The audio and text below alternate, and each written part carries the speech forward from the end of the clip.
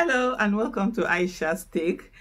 So I'm doing this tweet in response to my brother, Gimba Kakanda. Gimba Kakanda is such an amazing human being. I love him so much. He's a brother, and I know he's one who is very, how do I put it? Very courageous. You will see him, it's like this. Like I said, no, they eat food, but that is pen so mighty.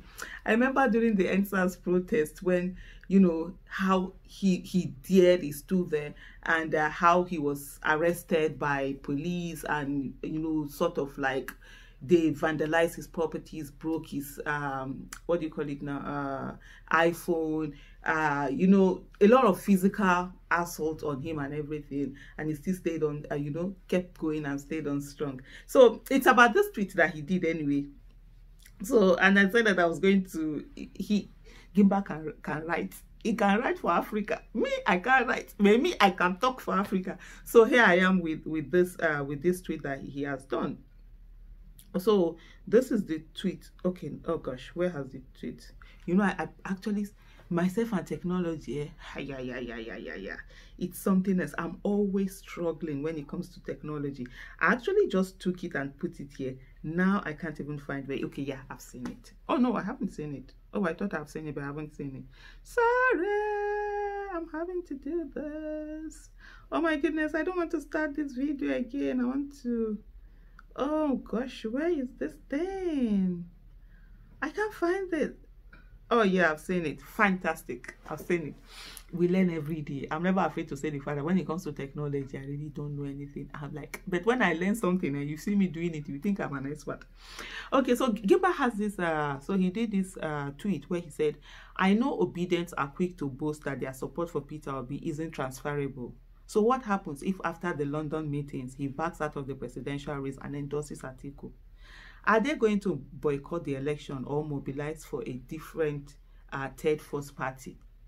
So for me, the first question I'm also going to put out a question. Remember, I'm a Nigerian. Hey, we answer question with question. What I would say to Atiku supporters is that what happens if Atiku backs out of the election and endorses Peter Obi?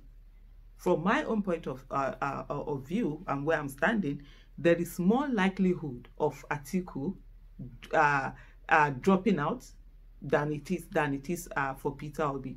And I see a lot of people doing all of this permutation and going on. Right now, there's an unprecedented kind of support.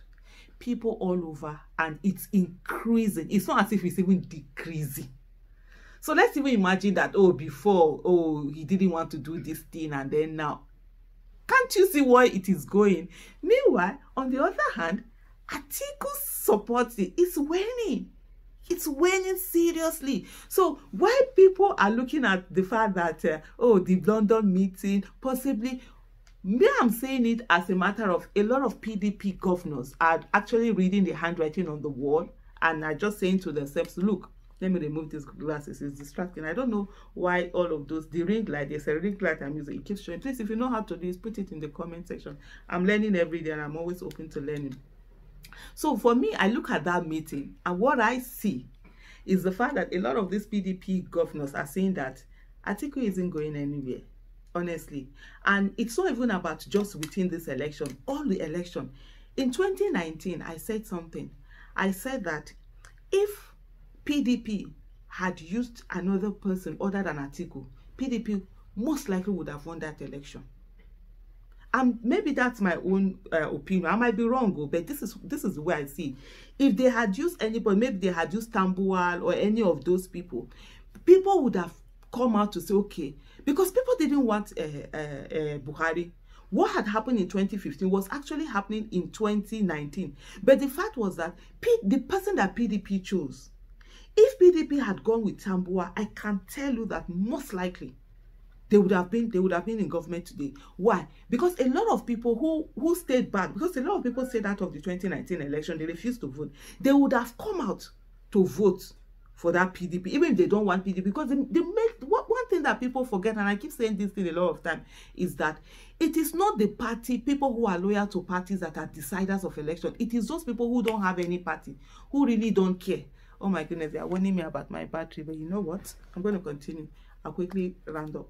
So it is those people who don't care about these parties, yeah? They are the ones who are the deciders. So they would have come out to say, okay, vote, they will just vote the PDP. But there's something about Atiku, I don't know what it is, that, and I keep saying this thing. Nigerians are ready to, when they say anybody is corrupt, they are ready to forgive everybody other than Atiku. Anytime they hear Atiku, they will always bring her. I've asked it, there was somebody, I asked that question, I think one time, I said, why is it that Nigerians don't seem to think, when they think of corruption and Atiku, they put it on another level, unlike other this thing. And then somebody said it was what Obasanjo did to him. And that thing stuck to people's mind, that the way Obasanjo put it out, as in all of those, when they were having all of those issues and stuff like that. Well, I don't know whether that's true or not, but there's something about Atiku that Nigerians are just not interested in. And it's amazing how PDP failed to see this.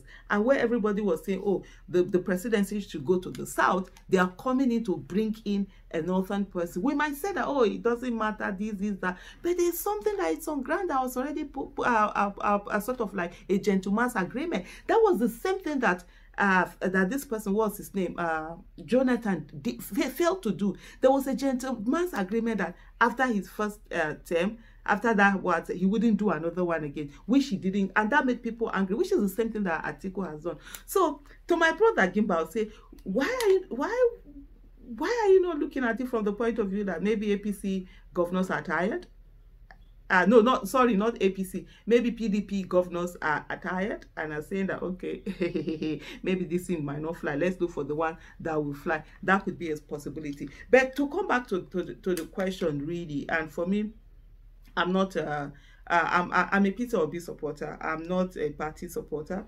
And for me, it's always about who is the most competent candidate amongst the people that I see on ground. And I will tell you one thing. If, for example, which is a big if, which I don't see happening, because in short, this person there must be a cause on him for him to, at this moment, be thinking of the fact that, oh, he will drop for an Atiku that is waning. You don't drop for who is waning. You drop for who is rising. And so the rising person right now is actually Peter Obi, and it's the other camp that should be thinking of dropping this thing to join forces with Peter Obi, which you can see.